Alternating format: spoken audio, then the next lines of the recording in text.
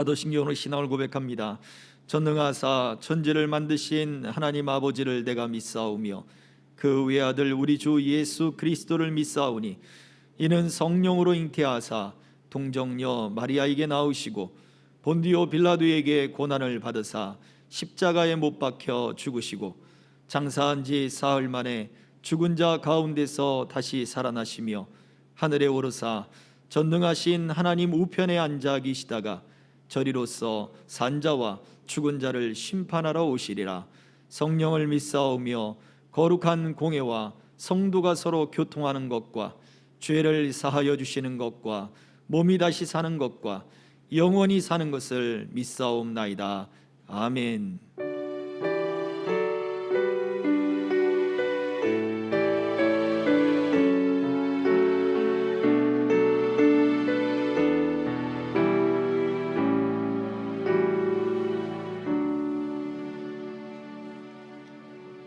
하나님의 말씀은 누가복음 15장 13절로 24절. 그 후 며칠이 안 되어 둘째 아들이 재물을 다 모아 가지고 먼 나라에 가 거기서 허랑방탕하여 그 재산을 낭비하더니 다 없앤 후 그 나라에 크게 흉년이 들어 그가 비로소 궁핍한지라. 가서 그 나라 백성 중 한 사람에게 붙어 사니 그가 그를 들로 보내어 돼지를 치게 하였는데 그가 돼지 먹는 쥐염 열매로 배를 채우고자 하되 주는 자가 없는지라.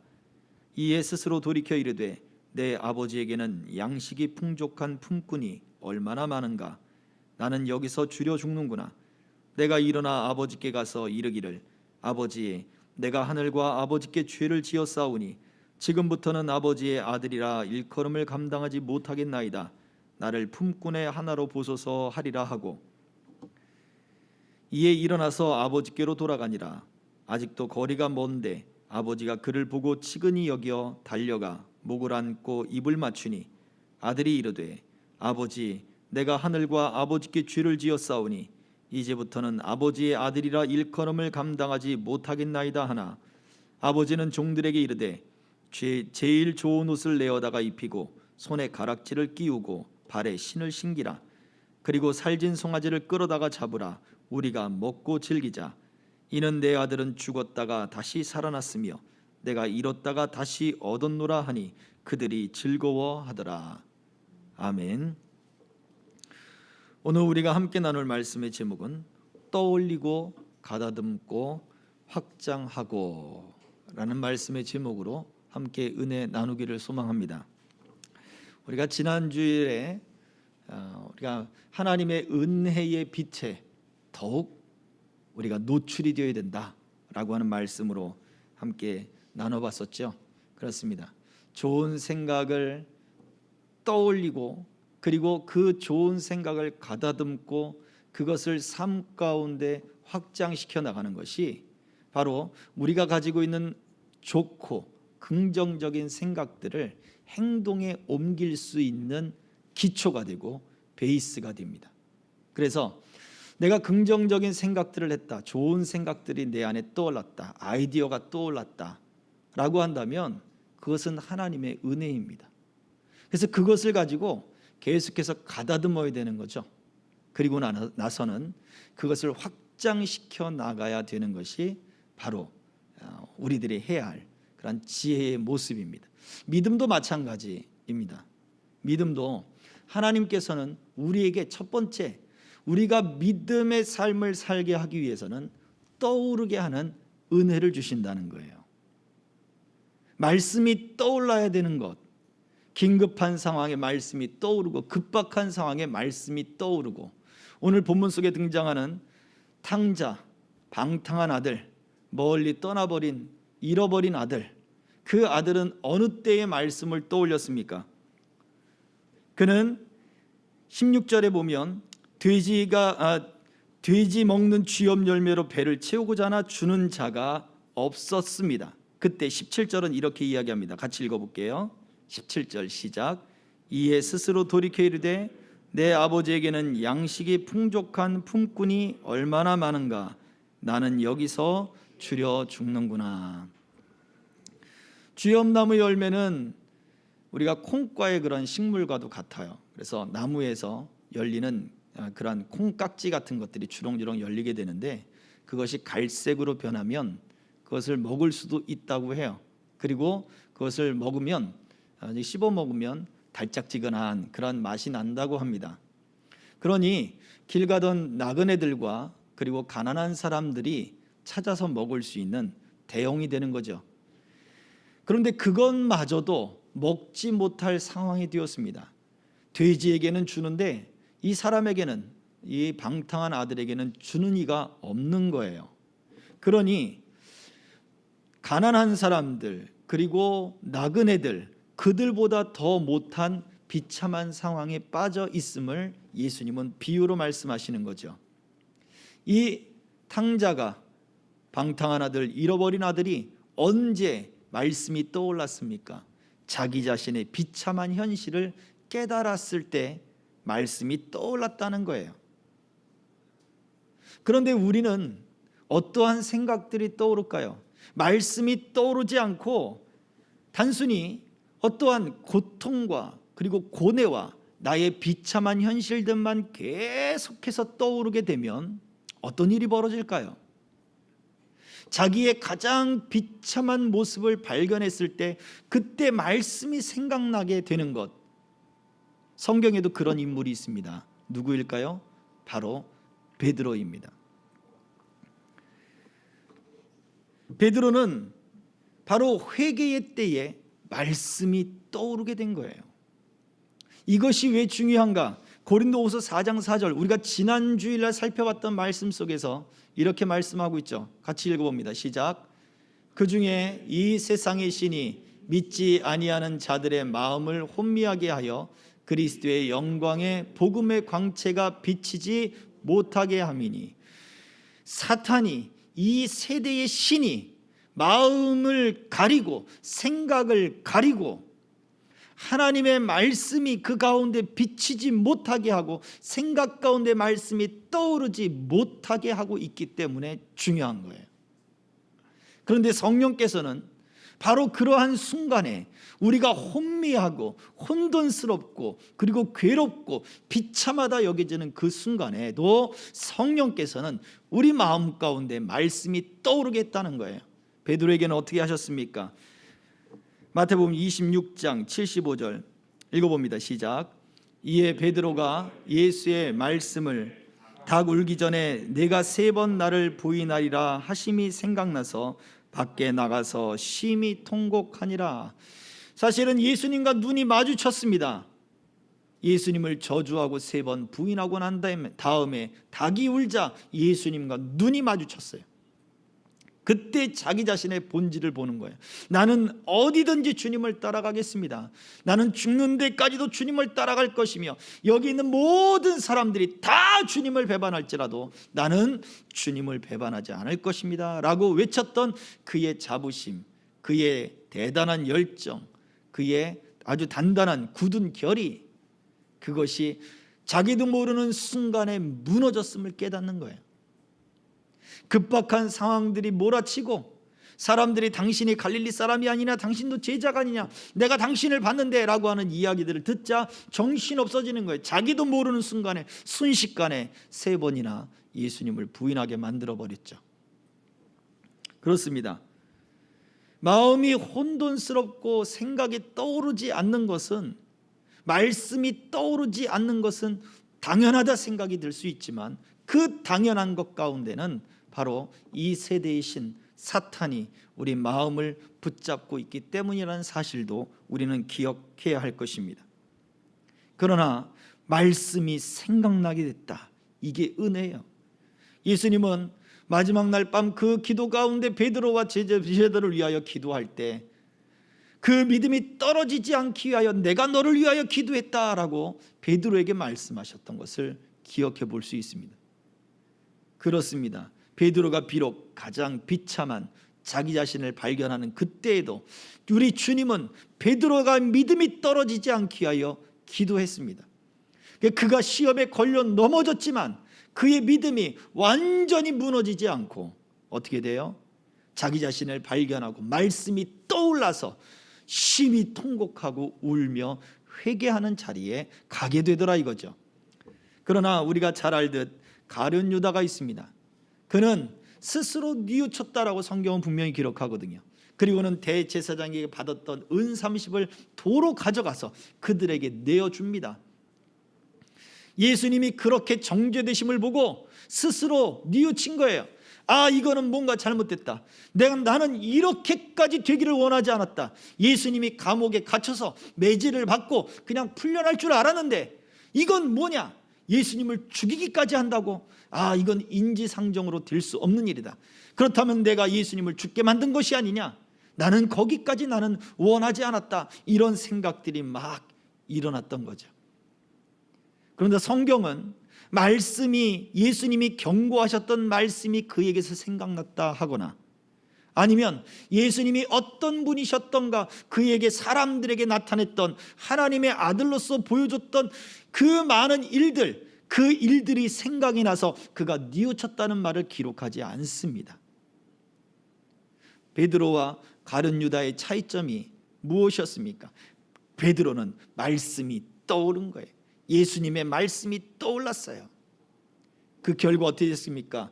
베드로는 비록 예수님 앞에 쭈뼛쭈뼛하는 모습을 보인다 할지라도 결과적으로 예수님 앞에 다시 그 사랑을 고백하고 하나님 그리스도의 사도로서의 사명을 감당합니다. 그러나 가룟 유다는 스스로 자기의 생을 마감해버리는 어리석은 선택을 해버리게 되는 거죠. 다윗도 그의 시편에서 허물을 사해 주시는 하나님을 떠올렸다라고 고백을 합니다. 시편 32편 5절입니다.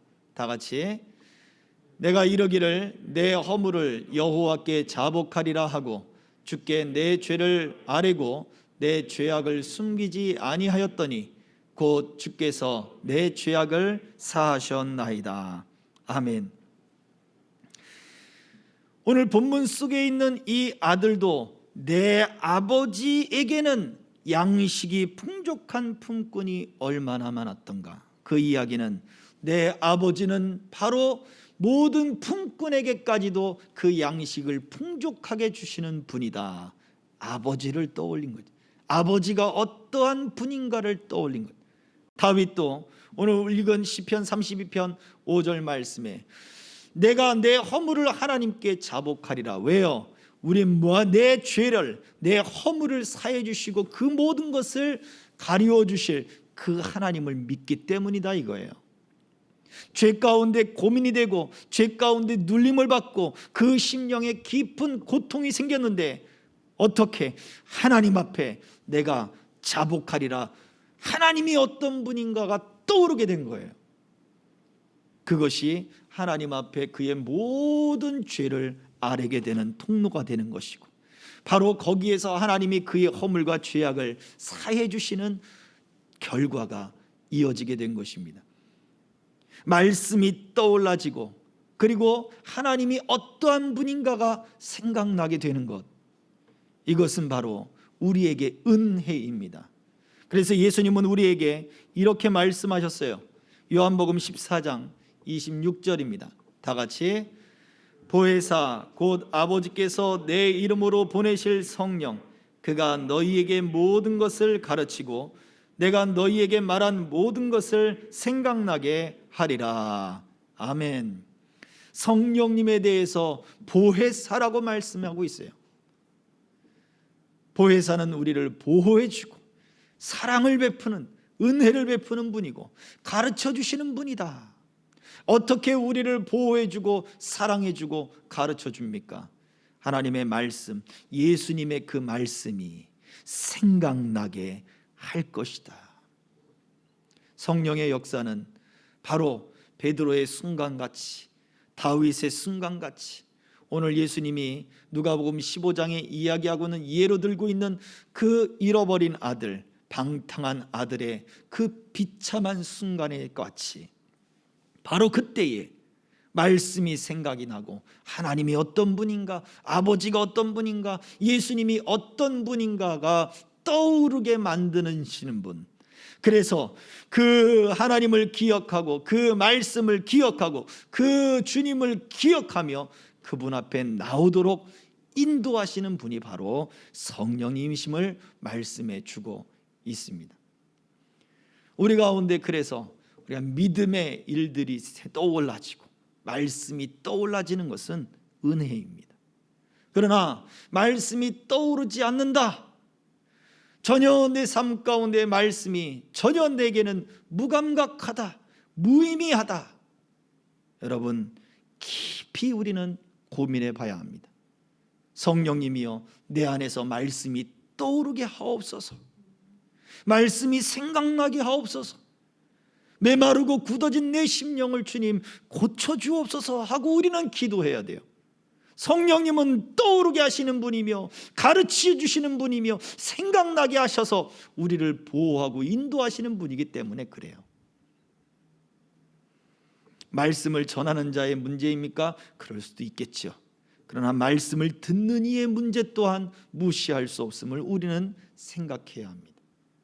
내 영혼이 이러한 성령의 감동이 사라지고 떠오름이 사라지고 그 말씀이 내게서 하나님이 그렇다면 이 말씀 속에서 하나님과의 나의 관계는 어떤 관계인가, 이러한 감동들이 내게서 사라지기 시작하거나 적거나 없다면 사탄이 혹 내 마음을 가리고 있는 것은 아닌가, 내 귀를 가리고 있는 것은 아닌가, 하나님의 그 은혜의 복음을 내가 받지 못하도록 내 영혼을 붙잡고 있지는 않는가, 내가 사탄이 나를 붙잡도록 내가 그렇게 내 영혼을 방치하고 그리고 내가 사탄이 붙잡는 그 자리에 내가 머물러 있지는 않는가를 우리는 깊이 고민해야 하는 것입니다. 예수님의 비유 속에 등장하는 이 잃어버린 아들은 먼 타국까지 떠나 아버지의 그 영향력, 아버지의 사랑의 영향력을 다 떠났습니다. 바로 그러한 모든 사랑의 자리, 풍족한 자리를 다 떠나 가뭄이 들고 사람들로부터 버려지고 가장 비참한 상태에 이르렀을지라도 그곳에서도 아버지가 어떤 분인가가 떠오르게 되었다는 것. 우리가 바다 끝에 거한다 할지라도 하나님의 손길이 우리 가운데 함께하여 주실 줄 믿습니다. 하나님의 약속이 우리 가운데 함께하여 주실 줄 믿어야 해요. 성경은 우리에게 그러한 하나님을 말씀해 주고 있기 때문에 그렇습니다. 그래서 두 번째, 떠올리고 그 다음 무엇입니까? 가다듬고. 가다듬는 것은 바로 잊어버리지 않는 것이며, 그리고 우리에게 떠올랐던 그 말씀을 믿음으로 연결시키는 것입니다. 누가복음 15장 오늘 본문 18절 19절의 말씀을 다시 한번 읽어보겠습니다. 시작. 내가 일어나 아버지께 가서 이르기를 아버지, 내가 하늘과 아버지께 죄를 지었사오니 지금부터는 아버지의 아들이라 일컬음을 감당하지 못하겠나이다. 나를 품꾼의 하나로 보소서 하리라 하고. 처음부터 이런 생각이 들었을까요? 물론 예수님의 비유이기도 합니다. 그러나 내가 지금 이 상황에 처해 있다고 생각을 해보세요. 아버지께 모든 재산을 받아서 떵떵거리며 큰 소리치며 떠나왔는데 다시 아버지한테 간다고요? 아무 소득도 없이 내게 주어진 그 재산을 가지고 내가 얼마나 부를 이뤘는가, 아니면 그 재산을 가지고 공부해서 어떤 지식을 얻었든지 아니면 어떤 명예를 얻었든지 그러한 것 아무것도 없이 오히려 마이너스 되고, 마이너스 된 정도가 아니라 완전히 바닥으로 떨어져서 사람들로부터 버림받고 돼지를 치고, 유대인들에게 돼지를 치는 것은 부정해지는 것이죠. 그러한 상태까지, 그러한 나라까지 떨어진 상태로 고향 땅으로 돌아간다? 과연 여러분이라면 어떻게 하시겠습니까? 아주 기뻐서 가시겠습니까? 이런 결정을 내리기까지 과연 어떠한 상태를 겪어야 할까요? 하루에도 수십 번 갈까 말까를 고민하지 않을까요? 아버지는 그래, 아버지는 그런 고민들을 통해 아버지는 그래 통과될 것 같아. 내가 봤던 아버지는 그런 분이 아니야. 나를 쫓아내지는 않을 거야. 내가 품꾼의 하나로 나를 봐주십시오, 나를 품꾼으로 써주십시오 그러면 나를 내치지는 않으실 분이야. 그런데 형은 어떡하지? 그런데 내게 도련님 했던 그 종들은 어떻게 하지? 그런 생각이 들지 않을까요? 아, 자존심 상한다, 흔한 말로 쪽팔린다, 그런 생각들이 또 들어오지 않을까요? 그러면서 또다시 자기의 현실에서 쥐엄나무의 열매조차 먹지 못하는 현실이 되고 돼지를 치며 그 광야에서 지내가는 그러한 생활을 한다. 들에서 생활은 가뭄이 들었고 바짝 마른 그곳에서 그 뜨거운 열기와 그 속에 살아있다 생각을 하면 또다시 아유, 내가 바로 아버지 집에 가야지. 그랬다가 또다시 형이 또 어떤 마음을 가질까, 종들은 또 뭐라고 할까, 그런 갈등 속에 하루에도 수십 번 지내지 않을까요? 그렇습니다. 이러한 생각들이 일어날 때 어떻게 해야 합니까? 믿음으로 연결시키는 것이 바로 우리의 생각들이 하나님이 떠오르게 하신 말씀을 내 삶 가운데 믿음으로 받아들이는 시간들이 필요한 거예요. 수없는 말씀들이 우리들에게 전파되고 전해집니다. 과연 우리는 그 말씀들을 믿음으로 다 받아들입니까? 시편 119편 70절과 71절은 이렇게 우리에게 말씀합니다. 다 같이. 그들의 마음은 살져서 기름덩이 같으나 나는 주의 법을 즐거워하나이다. 고난당한 것이 내게 유익이라. 이로 말미암아 내가 주의 율례들을 배우게 되었나이다. 아멘. 고난당한 것이 어떻게 유익이겠습니까? 고난당할 때마다 아싸, 내가 이곳에서 뭔가를 배우게 되었구나 라고 여러분 외칠 수 있습니까? 어려움이 올 때마다 하나님 은혜입니다, 감사합니다 라고 말을 하는 사람이 과연 얼마나 되겠습니까? 당장 내 눈앞에 이 고난이 어떠한 유익인지 모르기 때문에 우리는 좌절하고 절망하고, 하나님, 내 인생엔 왜 그렇게 이러한 고난들만 있습니까? 다른 사람들은 잘 되는 것 같고 다른 사람들은 기도하지 않아도 형통한 것 같은데 왜 내 인생에만 이러한 어려움이 있습니까? 라고 우리가 떼쓰고 좌절하고 원망하고 불평하지 않는가, 이 말입니다. 당연한 거예요. 사람이니까. 그런데 그때에도 어떻게 해야 됩니까? 하나님의 약속을 믿어야 되고 그 약속의 말씀들을 붙들고 일어나야 되는 거예요. 고난이 내게 유익이 될 것, 지금은 내가 다 이해할 수 없고 다 주님 받아들일 수 없지만 주께서 나를 단련하신 후에는 내가 정금같이 나오게 될 것입니다.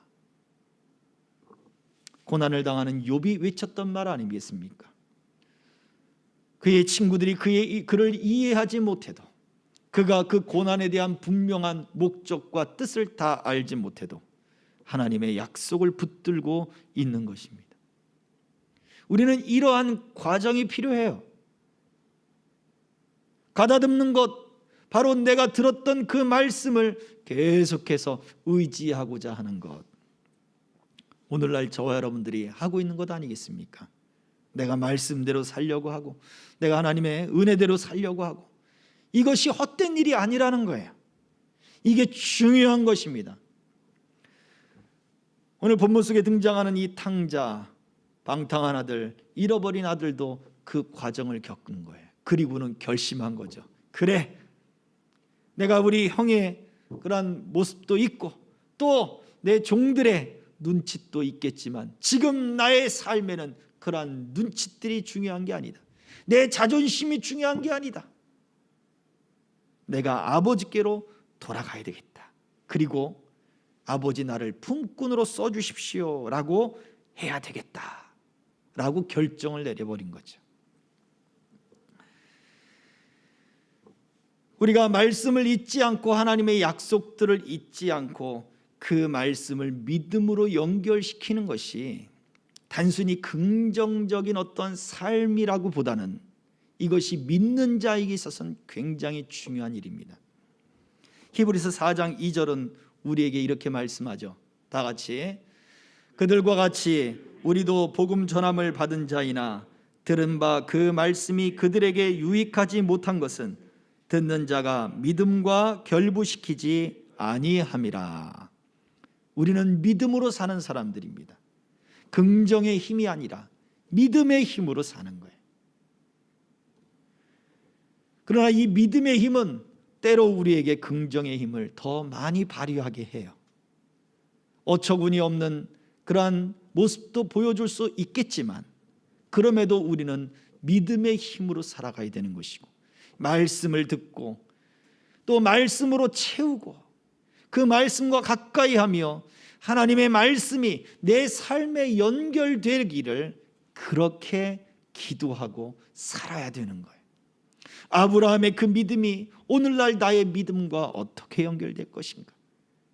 예수님이 말씀하고 있는 이 탕자의 이 모습이 오늘날 내게 어떠한 믿음으로 연결될 것인가? 오늘 목사님을 통하여 전파되는 그 말씀이, 목사님을 통하여 주시는 하나님의 말씀이 오늘 내 삶에, 그리고 지금 주어진 내 삶에 어떻게 적용시켜 나가야 될 것인가를 우리는 끊임없이 그렇게 성령의 도우심을 구하고 기도해야 되는 거예요. 믿음으로 연결시키는 것이, 말씀이, 하나님의 언약이 우리 가운데 유익을 준다는 것입니다. 그래서 로마서 12장 2절은 이야기합니다. 다 같이, 너희는 이 세대를 본받지 말고 오직 마음을 새롭게 함으로 변화를 받아 하나님의 선하시고 기뻐하시고 온전하신 뜻이 무엇인지 분별하도록 하라. 믿음으로 연결시키기 위해서는 분별하는 것이 필요합니다.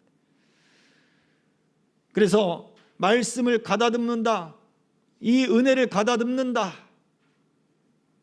그것은 바로 말씀을 연결하고 내 삶 가운데 연결시키고 믿음으로, 그리고는 이것이 분명한 하나님의 말씀인지 은혜인지 하나님이 기뻐하시는 뜻인지를 분별해 나가야 하는 것입니다. 고린도전서 2장 14절도 한 번 더 읽어보겠습니다. 시작. 육에 속한 사람은 하나님의 성경의 일들을 받지 아니하나니 이는 그것들이 그에게는 어리석게 보임이요 또 그는 그것들을 알 수도 없나니 그러한 일은 영적으로 분별되기 때문이라. 아멘. 우리는 육에 속한 사람이 아니라 하나님에 속한 사람이, 영에 속한 사람이요 성령의 사람이요 약속의 자녀요, 바로 믿음의 사람들입니다. 그렇기 때문에 우리가 이 시대에 하나님의 영으로 하나님이 기뻐하시는 일들을 분별해 나가는 것, 그래서 중요한 것입니다. 우리가 어떻게 믿음으로 살아가야 될 것인가? 성령님은 말씀을 떠올리게 하시고 가르치고 생각나게 하시는 분이기 때문에 하나님 앞에 그 성령의 도우심과 지혜를 구해야 하는 것, 이것이 바로 믿음을 우리 삶 가운데 연결시키고 분별해 나가는, 바로 가다듬는, 믿음의 삶을 가다듬는 저와 여러분들의 삶의 모습입니다. 그렇다면 이제 결과적으로 어떻게 해야 되겠습니까? 이 탕자는 이 먼 타국에 떠났다가 아버지께로 돌아와요. 그리고는 아버지 앞에 그가 생각한 대로 그렇게 고백하죠. 내가 이제는 아버지의 아들이 아니라 나를 아버지의 품꾼 중에 하나로 보소서. 아버지 나를 받으셔서 이제는 아들의 지위가 아니라 이제는 종의 지위로 나를 써주십시오. 이 탕자의 믿음은 뭐예요? 아버지가 나를 버리지 않을 거다, 나를 내치지는 않을 것이다 라고 하는 믿음이 있었어요. 그 믿음을 아버지 앞에 사용한 거죠. 비록 아버지의 재산을 다 날려먹은 그러한 아들이지만, 매를 맞고 쫓겨남을 당하고 가족의 수치다 라고 아주 그냥 홍군형을 날 만한 그러한 사람이지만, 우리 아버지는 나를 버리지는 않을 것이다 라고 하는 믿음을 아버지 앞에 적용시켰어요. 그래서 그대로 이야기를 했어요. 그런데 아버지는 아들에게 어떻게 대합니까? 누가복음 15장 22절 23절입니다. 같이 읽겠습니다. 15장 22절 23절 시작. 아버지는 종들에게 이르되 제일 좋은 옷을 내어다가 입히고 손에 가락지를 끼우고 발에 신을 신기라. 그리고 살진 송아지를 끌어다가 잡으라. 우리가 먹고 즐기자. 그렇습니다. 내 아들은 죽었다가 살아나온 사람이요, 잃었다가 다시 찾은 아들이다. 이 아들의 믿음은 어처구니 없게도 종의 지위, 아들의 지위가 아닌 종의 지위를 되찾고자 하는 믿음이었습니다. 나는 아들까지는 아니어도 종으로만 살아도 행복하겠습니다. 이게 그 아들의 믿음이었죠. 그 믿음을 썼을 때 아버지는 잃어버린 아들이 돌아왔고 죽었다가 살아온 아들이라고 반겨주시며, 그렇게 다시 종의 지위가 아닌 아들의 지위를 그에게 부여해 주었어요. 손에 가락지를 끼워줬고 종들에게 가장 좋은 옷을 입혔고 잔치를 벌여 모든 사람들에게 내 아들이 돌아왔다, 그 아들의 명예, 아버지의 기쁨을 표현해 주었습니다. 아들이 이것을 바랐을까요? 이것을 생각했을까요? 아니잖아요. 그저 품꾼의 하나로 써주십시오, 이게 그 아들의 믿음이었어요. 그러나 그 믿음을 아버지 앞에 와서 했을 때 아버지는 그것이 기쁜 거예요. 자기에게 돌아온 것이 기쁜 거예요. 하나님이 기뻐하시고 선하신 뜻이 무엇인가? 내가 어떠한 일을 해야 하나님이 기뻐하실까? 그것보다 더 중요한 게 무엇입니까? 내가 하나님이 좋아하는 사람인가? 내가 하나님을 기뻐하는 사람인가? 내가 믿음의 사람인가? 내가 늘 하나님 안에 있는가? 그것이 더 우선이 되어야 되지 않겠어요? 하나님 안에 있지 않으면서 내가 헌금을 많이 하겠다, 이걸 하나님이 좋아하실까요? 아니잖아요. 하나님을 떠나 있으면서 하나님과 적당히 거리를 두면서 그것을 하나님이 더 기뻐하시겠습니까? 아니잖아요.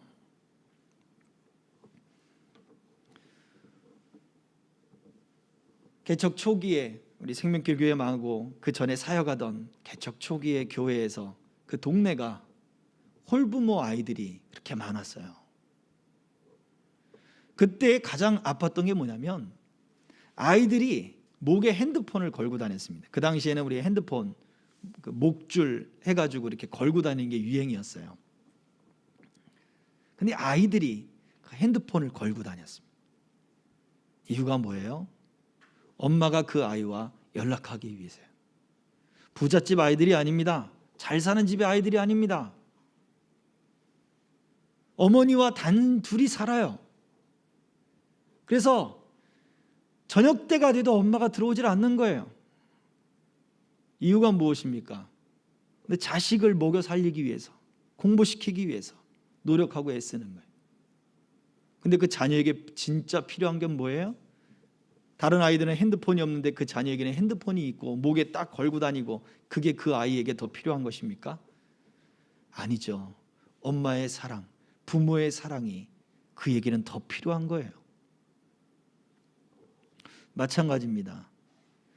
하나님이 기뻐하신다, 하나님이 좋아하신다는 것은 내가 하나님께 돌아와 있는 거예요.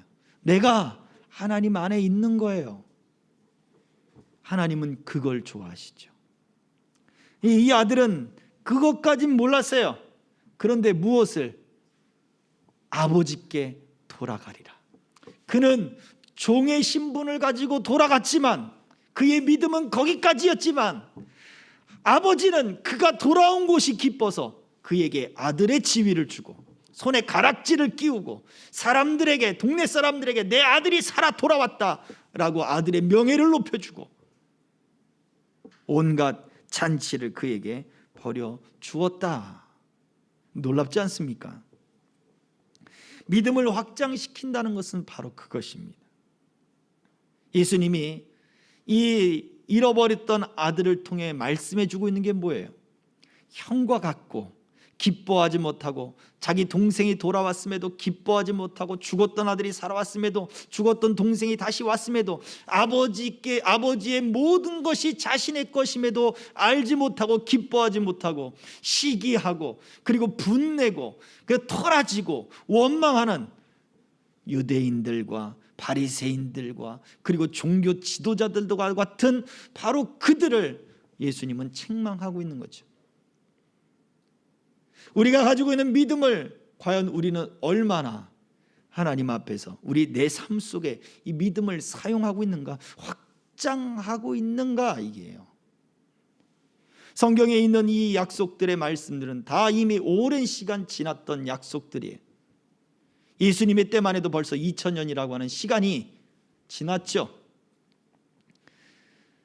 그 시간이 지난 이 구닥다리 같은 이 말씀들이 오늘날 저와 여러분들에게도 과연 살아 역사하고 있습니까? 과연 살아 움직이고 있습니까? 하나님의 말씀은 살았고 운동력이 있어 오늘날 우리들에게도 이 말씀이 살아서 역사한다는 거예요. 그렇다면 과거에 매여있는 하나님이십니까? 아니잖아요. 아브라함의 하나님, 이삭의 하나님, 야곱의 하나님이란 말을 너희가 듣지 못했느냐? 하나님은 죽은 자의 하나님이 아니라 살아있는 자의 하나님이라. 오늘도 살아계셔서 우리 삶 가운데 얼마든지 일하시는 하나님을 말씀해 주고 있습니다. 히브리서 11장 1절과 2절의 말씀을 마지막으로 함께 보기 원합니다. 히브리서 11장 1절과 2절입니다. 다음치 시작. 믿음은 바라는 것들의 실상이요 보이지 않는 것들의 신거니 선진들이 이로써 증거를 얻었느니라. 아멘. 보이지 않는 것,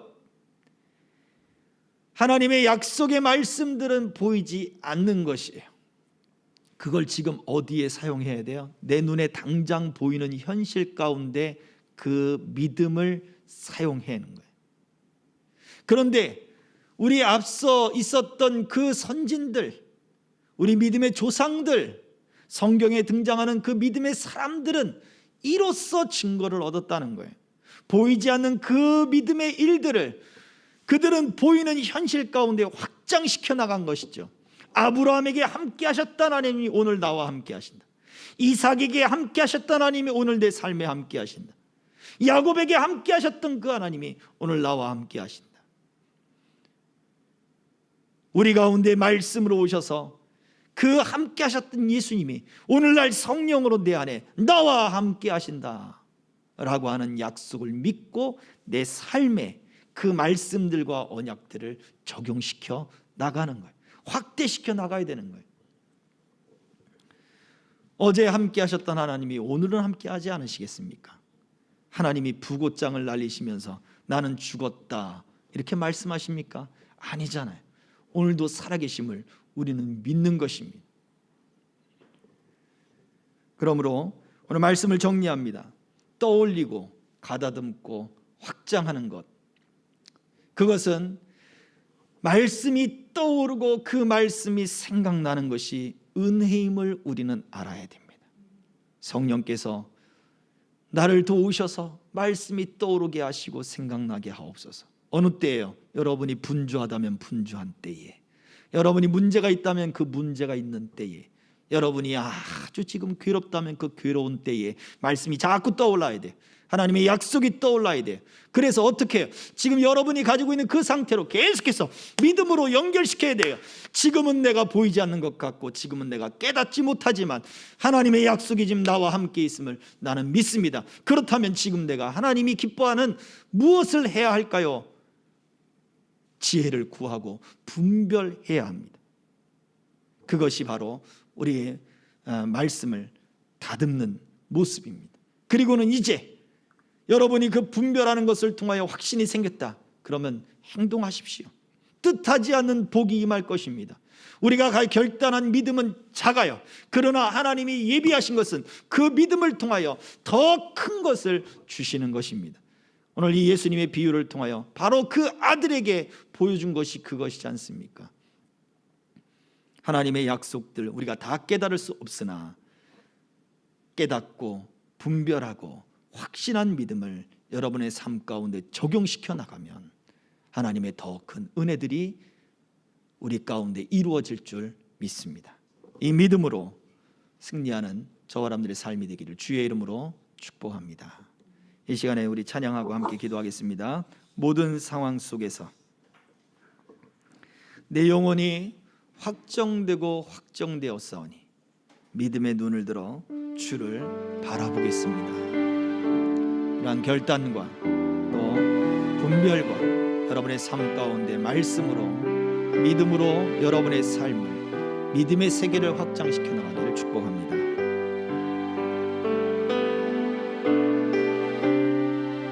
모든 상황 속에서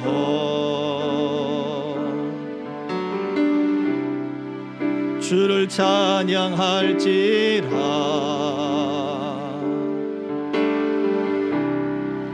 주는 너의 큰 상급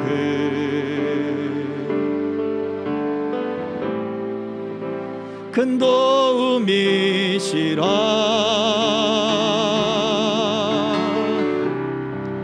주의 얼굴 구할 때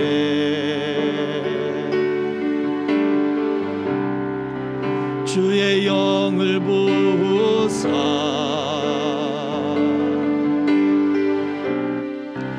그 신 사랑 안에서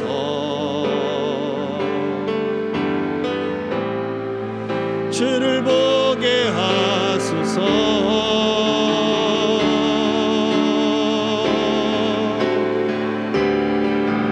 내 영혼이 확정되고 확정되어 싸우니 믿음의 눈 들어 주를 바라봅니다.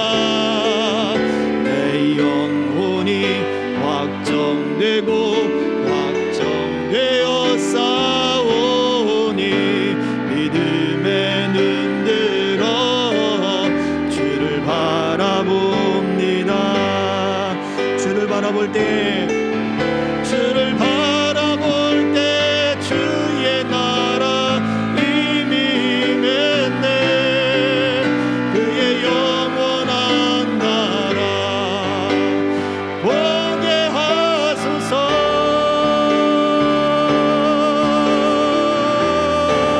내 영혼이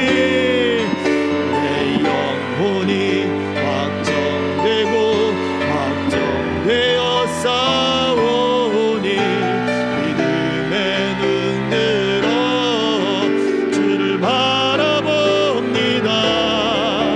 내 영혼이 확정되고 확정되어 싸우니 믿음의 눈 들어 주를 바라봅니다.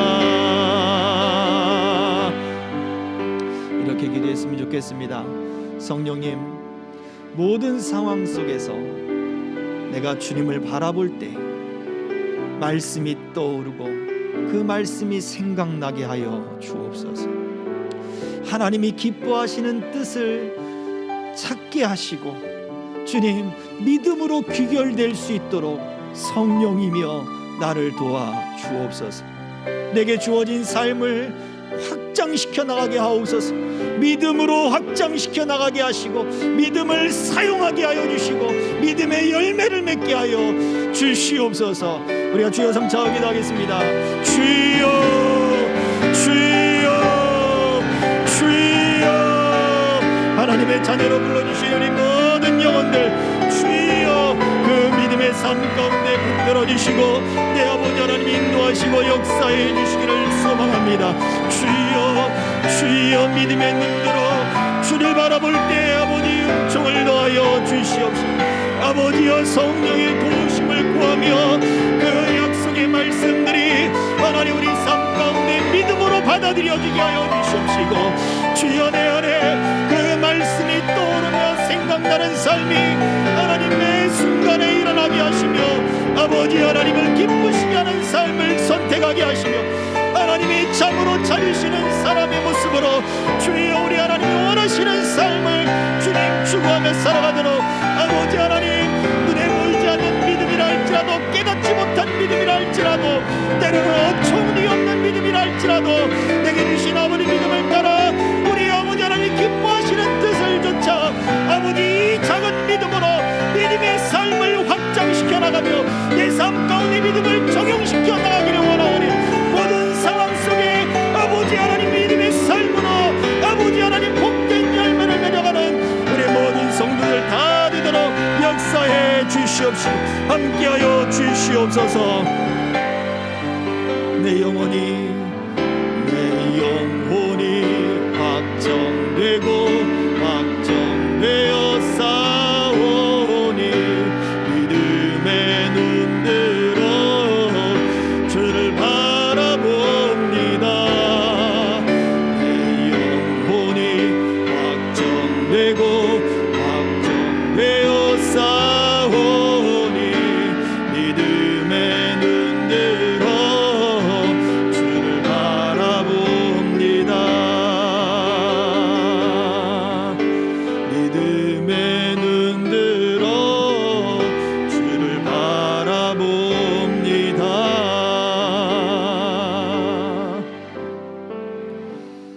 하나님 감사합니다. 우리가 이 믿음의 삶을 살아가며 우리의 삶을 믿음으로 확장시켜 나갈 수 있도록 성령이여 우리를 도와 주옵소서. 말씀이 내게 주어진 그 모든 상황 속에서 하나님의 약속이 떠올라지게 하시고 주님 그 약속이 내게 믿음으로 다가오게 하시고 하나님이 기뻐하시는 뜻임을 결심했다면 내게 주어진 믿음이 얼마든지 어떠한 모양이든지 어떠한 형편이든지 그 믿음을 사용하게 하여 주시옵소서.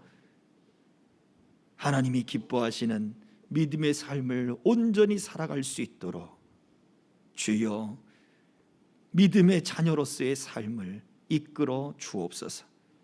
주님 앞에 감사 예물과 11조와 작정 예물과 또한 온라인으로 드린 모든 예물을 드린 손길들 기억하셔서 하나님 믿음으로 모든 것이 하나님의 것입니다.